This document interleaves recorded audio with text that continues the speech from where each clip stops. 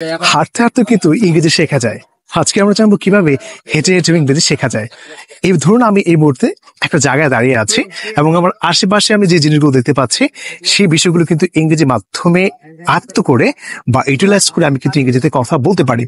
তো আপনি কিভাবে ইংরেজি কথা বলতে পারেন? খুব সহজেই হেঁটে হেঁটে কিন্তু আপনি ইংরেজি শিখতে পারেন। আপনি আপনার আশেপাশে যে জিনিসগুলো দেখছেন সেগুলোকে ইংরেজিতে শেখার ট্রাই করুন।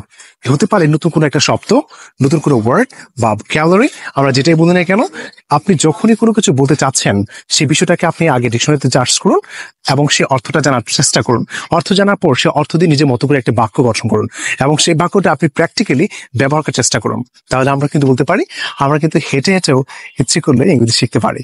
কেউ শিখতে পারি খুব সহজ। যদি আমরা বলি, যদি আপনি যখন কোনো জায়গায় যাচ্ছেন বা হাঁটছেন, আপনি ট্রাই করুন আপনার আশেপাশের জিনিসগুলোকে ইংরেজিতে বলার, ইংরেজিতে ট্রাই করার।